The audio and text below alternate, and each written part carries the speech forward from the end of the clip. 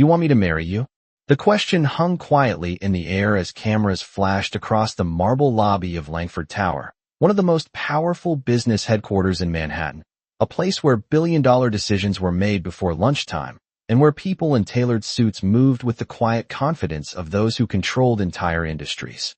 Victoria Langford stood at the center of the attention, 34 years old, sharp-eyed, composed, the billionaire CEO, whose name appeared on financial news almost every morning. Reporters had gathered expecting another corporate announcement, perhaps a merger or a bold expansion. Instead, she looked straight toward a man standing near the maintenance corridor, a man holding a small toolbox and wearing a faded work jacket that probably cost less than a dinner in the building's private restaurant. Yes, Victoria said calmly, her voice carrying across the stunned room. Daniel Hayes. I want you to marry me. A wave of whispers rolled through the crowd. Some reporters laughed softly, assuming it had to be a publicity stunt. Daniel Hayes stood still for a moment, his posture relaxed, his expression unreadable, like a man used to rooms where people judged him too quickly. He was in his early 40s, tall but unassuming, the kind of man most people would walk past without remembering. Earlier that morning, he had been fixing an air conditioning unit on the 32nd floor. Now the richest woman in the room was asking him to become her husband. Daniel looked at Victoria with calm eyes. For how long? He asked quietly. A few reporters chuckled, expecting confusion or embarrassment. Victoria didn't smile. 1 year, she replied. A legal marriage. Public. After that, we walk away. Cameras exploded with flashes. The headline was already writing itself in the minds of every journalist in the room. Billionaire CEO marries maintenance worker. But Daniel Hayes didn't react like someone who had just been offered the most unbelievable opportunity of his life. He simply nodded once, thoughtful, like a man weighing a contract rather than a fantasy. And my daughter? He asked. The room went strangely quiet again. Victoria paused for half a second before answering. She comes with you, she said. Daniel exhaled slowly. Somewhere in Queens, 8-year-old Lily Hayes was probably finishing her homework at the kitchen table of their small 2-bedroom apartment, waiting for her dad to come home with takeout pizza. Like he did every Friday. Daniel thought about her for a moment. Then he looked back at the billionaire standing under the bright lights. All right, he said simply. I'll do it. Gasps and laughter spread across the room. Reporters assumed they were watching the strangest publicity move Wall Street had seen in years. But Victoria Langford wasn't laughing. She studied Daniel closely, as if searching for something beneath the calm surface. Because what no one in that room understood yet was this. Victoria believed she had just hired the most convenient husband in America. What she didn't know was that the quiet single dad standing in worn boots beside the maintenance hallway was a man whose past could silence a room full of powerful people with nothing more than a few carefully chosen words. Daniel Hayes left Langford Tower the same way he had entered that morning, through the quiet service corridor where the polished marble floors gave way to plain gray tiles and the noise of reporters faded into a distant echo. The evening air outside Manhattan felt cooler than usual, and for a moment he stood on the sidewalk watching the traffic move slowly along Park Avenue, as if nothing extraordinary had just happened inside that building. A security guard by the side entrance looked at him with confusion, clearly having watched the news alerts explode across every phone in the city. You are the guy she just announced, right? The guard asked carefully. Daniel gave a small polite smile and adjusted the worn strap of his toolbox. Looks like it, he replied calmly, then continued walking toward the subway station like a man heading home after an ordinary shift. 40 minutes later, the scenery could not have been more different. The towering glass offices of Manhattan had been replaced by brick apartment buildings, corner delis glowing under warm lights, and the familiar scent of pizza drifting through the evening air. Daniel climbed the narrow staircase of a modest 3-story building in Queens and unlocked the door to apartment 2B. Inside, the small kitchen light was already on. 8-year-old Lily Hayes sat at the table with a pencil in her hand and math homework spread across the surface. The moment she heard the door open, she looked up with bright eyes. Dad, you are late, she said, half smiling, half pretending to be serious. Daniel placed his toolbox down and shrugged off his jacket. Traffic, he answered gently. Lily tilted her head with curiosity. Did you fix the air conditioner at the big office building today? Daniel paused for a moment as he walked toward the refrigerator. Yes, he said slowly. Something like that. Lily returned to her worksheet while Daniel placed 2 slices of pizza onto paper plates. The small apartment was simple but warm, filled with the quiet rhythm of a life built on routine and patience. On one wall hung a photograph of Lily at a school recital, holding a small violin. On another shelf sat a neat row of books about history, economics, and strategy that most people would not expect to find in the home of a maintenance worker. Lily took a bite of pizza and looked up again. "Dad, why are you smiling like that?" Daniel blinked slightly, realizing he had been staring at nothing in particular. "Just thinking," he said. Lily studied him for a moment with the sharp instincts only children sometimes possess. "Did something weird happen at work?" Daniel leaned back in his chair and folded his hands together. Outside the window, a passing train rumbled along the elevated tracks 2 blocks away. "Lily," he said calmly, "how would you feel about moving somewhere bigger for a while?" Lily's eyes widened. "Like a house?" Daniel hesitated. "More like a very large apartment." She considered that carefully before asking the next question. "Is this because of a job?" Daniel smiled softly. "Something like that." Lily nodded, satisfied for the moment, and returned to her homework. But miles away in Manhattan, Victoria Langford sat alone in her office looking at a tablet screen filled with search results about Daniel Hayes. The strange part was not what she found. The strange part was what she did not find. No corporate history. No detailed employment records. No social media trail. Only a handful of scattered references and one short line buried deep in an old government database that made her lean forward slowly in her chair. Former strategic advisor. Department of Defense. Victoria Langford stared at the screen in silence. Realizing the quiet maintenance worker she had just married might not be the simple man everyone believed he was. The next morning, Manhattan woke up buzzing with headlines that no one could quite believe, because by 7 o'clock every financial network in the country was already replaying the same clip of Victoria Langford calmly announcing her engagement to a quiet maintenance worker named Daniel Hayes.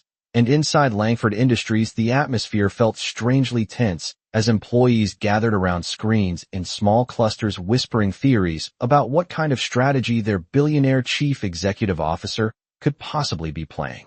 Some assumed it was a publicity maneuver, others believed it was a temporary stunt to manipulate investors, but very few people believed the simple explanation that the marriage contract was exactly what it looked like. Victoria Langford sat alone in the top-floor conference room with floor-to-ceiling windows overlooking Central Park, her tablet resting on the polished oak table in front of her while the morning sun cast long lines of light across the glass. On the screen, the same short line of information stared back at her again. Former strategic advisor. Department of Defense. She tapped the screen once more as if expecting additional records to appear, but nothing else came up. No public interviews. No corporate consulting history. No long trail of awards or publications. Just that one quiet line, almost like a whisper from a past life that someone had intentionally erased. Victoria leaned back slowly in her chair, folding her arms as she stared out over the skyline. "Who are you really, Daniel Hayes?" she murmured to herself. Across the city in Queens, the morning looked far less dramatic. Daniel stood in the small kitchen of apartment 2B pouring cereal into a bowl, while Lily sat at the table tying the laces of her sneakers. Sunlight filtered through the thin curtains, and the sound of the elevated train passed in the distance like it did every morning. Lily looked up with a grin. "Are we still moving to the big apartment you talked about last night?" Daniel placed the bowl in front of her and nodded gently. "Yes," he said, "but it might feel a little different from what you expect." Lily raised one eyebrow with curiosity that looked oddly mature for an 8-year-old. "Different good or different weird?" Daniel thought for a moment before answering. "Probably both."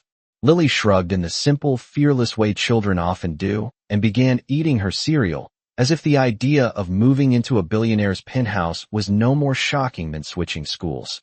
Daniel watched her for a second with a quiet smile before grabbing his coat. "Come on," he said softly. "We should go." An hour later, Daniel Hayes stepped through the glass doors of Langford Tower again, but this time the reaction around him was very different. Conversations paused. Assistants glanced up from their desks. A group of executives standing near the elevators fell silent as he walked past wearing the same worn boots and simple jacket he had worn the day before. One man in a gray suit leaned toward his colleague and whispered just loudly enough to be heard. That is the guy she is marrying? Daniel did not respond. He simply pressed the elevator button and waited patiently like a man who had spent most of his life letting other people underestimate him. When the elevator doors opened on the top floor, Victoria Langford was already standing there waiting, her expression calm, but her eyes studying him carefully. "Good morning, Daniel," she said. Daniel nodded politely. "Good morning." Victoria walked slowly around the conference table, as if circling a puzzle she had not yet solved. "I looked into your background last night," she said. Daniel raised one eyebrow slightly, but did not appear surprised. Victoria stopped a few feet away and crossed her arms. "Former strategic advisor to the Department of Defense," she continued quietly. "That is not a very common career path for a man fixing air conditioners in Manhattan." Daniel looked at her for a moment before answering with the same calm tone he always used. "Life changes," he said simply. The room grew quiet again, and for the first time Victoria Langford began to suspect that the quiet single father she had chosen for convenience might be far more complicated than any executive sitting in her boardroom. Victoria Langford stood quietly at the far end of the top-floor conference room. Her arms folded as she studied Daniel Hayes with the calm attention of someone used to reading people before making billion-dollar decisions. Yet something about the man standing across from her made the usual calculations feel strangely incomplete. Daniel did not shift under the pressure of her gaze. He simply rested his hands lightly on the back of a chair, the same quiet maintenance worker posture he had carried the day before, as if the polished table, the skyline outside, and the weight of one of the largest companies in the country meant very little to him. Victoria finally spoke. "You realize the entire financial world is watching us now?" Daniel nodded once. "I assumed that might happen." Victoria walked slowly toward the windows overlooking Central Park, the morning light reflecting across the glass towers of Manhattan. "This marriage has a purpose," she said calmly. "My board of directors believes I should marry someone from one of the families that owns shares in this company. They want control." Daniel listened without interrupting. Victoria continued, "If I marry you instead, I keep that control." Daniel considered that for a moment. "So, I am the least dangerous option." Victoria turned slightly. "Exactly." The words were blunt, but not cruel. They were simply the language of someone who had spent her life negotiating power. Daniel gave a small, thoughtful nod. "That makes sense." Victoria watched him closely, expecting resistance or pride, but none came. Instead, he spoke in the same steady tone. "As long as my daughter is comfortable and the terms stay clear, I do not see a problem." Victoria paused, surprised by the simplicity of his answer. Most people who suddenly entered her world became overwhelmed by it. Daniel Hayes behaved like a man signing an ordinary lease agreement. She walked back to the table and placed a folder in front of him. "This outlines the arrangement," she said. "You will move into the penthouse. Your daughter will attend a private school near Central Park. Public appearances will be required. Media interviews occasionally. After 12 months, the marriage dissolves." Daniel opened the folder and skimmed the pages slowly. His eyes moved across the legal language with quiet familiarity. Victoria noticed the detail immediately. "You read contracts very quickly," she said. Daniel closed the folder and placed it back on the table. "Old habit." Victoria studied him again. "Government work?" Daniel looked toward the window for a brief moment before answering. "Something like that." The room settled into silence again. Down below, traffic moved along Fifth Avenue like a slow river of yellow taxis and black cars. Victoria tapped a finger lightly against the table. "One more thing," she said. "There will be a board meeting this afternoon. Some of the directors are already questioning my decision." Daniel tilted his head slightly. "They think you made a mistake." Victoria gave a faint smile. "Most of them believe I just married a man who fixes air conditioners." Daniel nodded thoughtfully. "And that bothers them." Victoria met his eyes. "It should." Daniel rested his hands calmly on the chair again, the same quiet posture he always carried. "Then perhaps we should let them keep believing that," he said. Victoria held his gaze for a moment longer, sensing the quiet confidence behind his words. For the first time since making her announcement, she felt the strange possibility that the man standing across from her might not be a liability to her company at all. In fact, Daniel Hayes might be the only person in the entire building who was not intimidated by the power she carried, and that realization made the room feel unexpectedly quiet. The boardroom of Langford Industries filled slowly that afternoon with the quiet confidence of people who had spent their entire careers sitting at powerful tables. Dark suits, polished shoes, and voices trained to sound calm even when billions of dollars were at stake. At the center of the long oak table sat Victoria Langford, composed as always, her posture straight and controlled as the directors settled into their seats. Some greeted her politely. Others barely hid their curiosity. News of the morning announcement had already traveled across every financial network in the country. Finally, the last chair was filled and the quiet murmur faded. A gray-haired man named Charles Whitmore, one of the senior board members and a man who had spent 30 years advising corporate mergers, leaned forward slightly and folded his hands. "Victoria," he said carefully, "perhaps we should address the announcement." The room remained still. Victoria nodded once. "Of course." Whitmore continued in a measured tone. "Your personal life is your own business, but when the chief executive officer of this company suddenly marries a maintenance worker, the market tends to notice."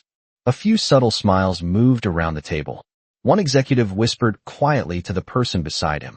Victoria did not react. She simply said, "Daniel Hayes will be joining us today." At that moment, the conference room doors opened quietly and Daniel stepped inside. The reaction was immediate but silent. Several directors looked him up and down in disbelief. He wore a clean but simple suit that still carried the quiet modesty of someone who had not spent years in executive offices. Daniel nodded politely to the room. "Good afternoon." No one answered at first. Whitmore raised an eyebrow. "You are the new husband, I presume." Daniel took a seat at the end of the table. "That is correct." Another director, a younger man named Stephen Carlyle, leaned back with a faint smirk. "And what exactly is your professional contribution to Langford Industries, Mr. Hayes?" Daniel rested his hands calmly on the table. "Today," he asked gently. "Mostly observation." A few quiet chuckles moved around the room. Victoria watched silently. Carlyle tapped a tablet in front of him. "Since we are discussing observation, perhaps you will observe this," he said, sliding the screen across the table toward Victoria. "3 investment groups are preparing to acquire a controlling percentage of our secondary shares.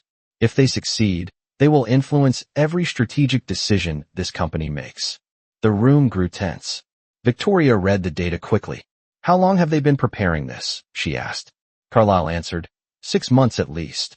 Whitmore added quietly, "And they are moving faster than expected." Daniel glanced at the screen for only a moment before looking up.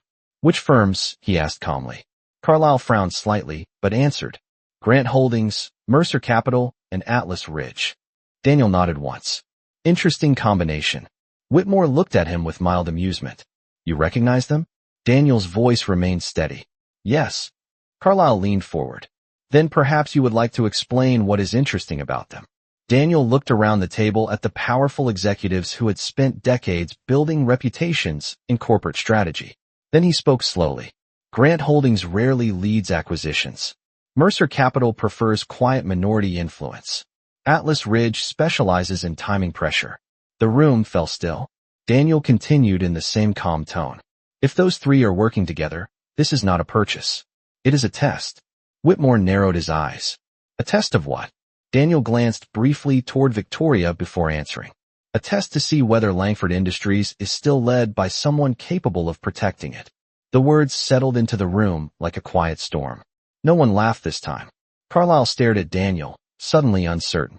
Victoria remained silent, but for the first time since the meeting began, she leaned slightly forward in her chair, realizing the quiet single father she had brought into this building might understand the battlefield of corporate power far better than anyone sitting at that table. The following morning, the announcement spread across financial news faster than anyone inside Langford Industries expected, and by 9 o'clock every business channel was repeating the same headline about the company accelerating construction of a new logistics hub in New Jersey, a move analysts quickly described as bold, confident, and unexpectedly aggressive. Inside Langford Tower, the atmosphere had changed. Assistants moved faster through the hallways. Phones rang constantly. The quiet tension from the previous day had been replaced with a focused energy that usually appeared only when a company was preparing for something significant. Victoria Langford stood in her office watching a large screen displaying live market data. The numbers moved steadily upward. Shares of Langford Industries had climbed nearly 6% since the announcement. For a company of that size, it was a remarkable shift in less than 12 hours. Charles Whitmore entered the office carrying a tablet and allowed himself a rare smile. "The market believes you," he said. Victoria folded her arms thoughtfully. "Or they believe the confidence." Whitmore nodded slowly. "Either way, the three investment groups have slowed their purchases." Victoria turned toward him. "How much?" Whitmore tapped the screen and rotated the tablet toward her.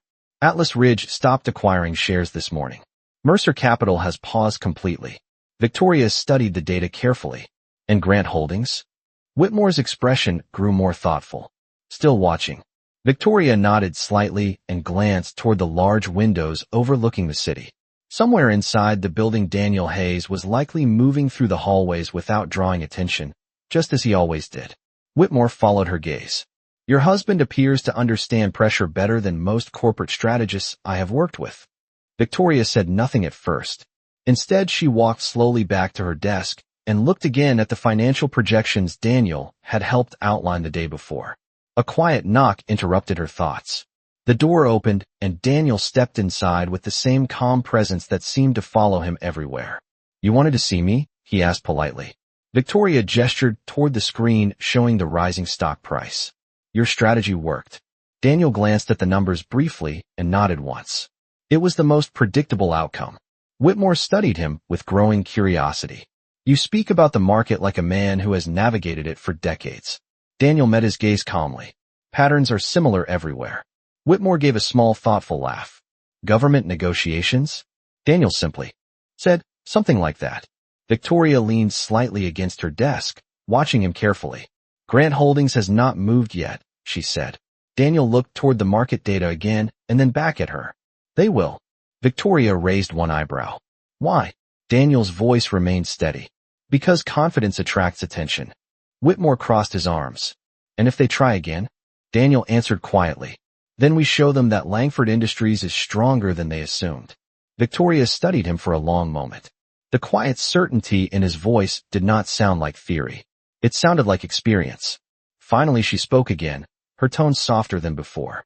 "You said earlier that sometimes it is easier to let people underestimate you." Daniel gave a small nod. Victoria stepped closer and looked directly into his eyes. "Tell me something honestly," she said. "How many people have made that mistake before?" Daniel considered the question for a moment before answering in the same calm voice. "Enough that I stopped correcting them." The room grew quiet again. Outside the windows, Manhattan continued its restless rhythm of traffic and flashing lights. But inside, Victoria Langford realized something she had not expected when she proposed the arrangement only a day earlier. The quiet single father she had married to protect her company might already be the most powerful advantage she had.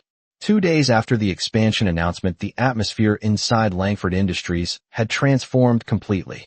Analysts across the country were now discussing the company not as a target, but as one of the most aggressive players in the logistics market.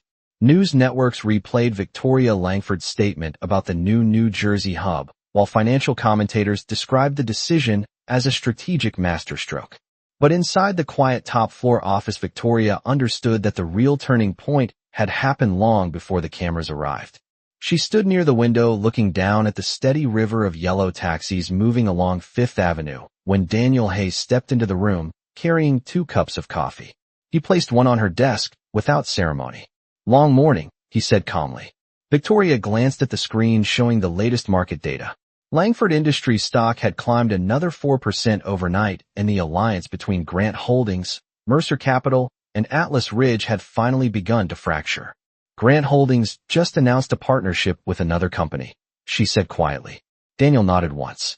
"That means they stepped away." Victoria looked at him carefully. "Exactly as you predicted." Daniel leaned lightly against the edge of the desk, his posture relaxed in the same way it had been since the day she met him. "They were not looking for a fight," he replied. "They were looking for weakness." Victoria crossed her arms and studied him with the calm focus she usually reserved for complex negotiations. "You read them like a map." Daniel gave a small, thoughtful shrug. "People who operate with pressure follow patterns." For a moment, neither of them spoke. Outside the glass walls, Manhattan continued its restless rhythm, but inside the office the silence carried a different weight now. Finally, Victoria said quietly, "When I proposed this arrangement, I believed I was solving a corporate problem." Daniel looked at her without interrupting. She continued, "I assumed you were simply the most convenient option." Daniel smiled faintly. That was the agreement. Victoria walked slowly around the desk and stopped a few feet from him. "But now I realize something," she said. Daniel tilted his head slightly. "What is that?" Victoria looked directly into his eyes. The man everyone in this building thought was the least important person here might actually be the one person who understands power better than all of us. Daniel remained quiet for a moment, then spoke in the same steady voice he always used. "Power is rarely complicated. It just appears that way when people forget what they are protecting." Victoria studied him carefully. "And what are you protecting?" Daniel's answer came without hesitation. "My daughter." The simplicity of the words filled the room with a kind of quiet clarity. Victoria looked down briefly, then back up at him with a softer expression than she had shown anyone in years. "You know our contract lasts 1 year," she said. Daniel nodded. "Yes." Victoria allowed a small, thoughtful smile to appear.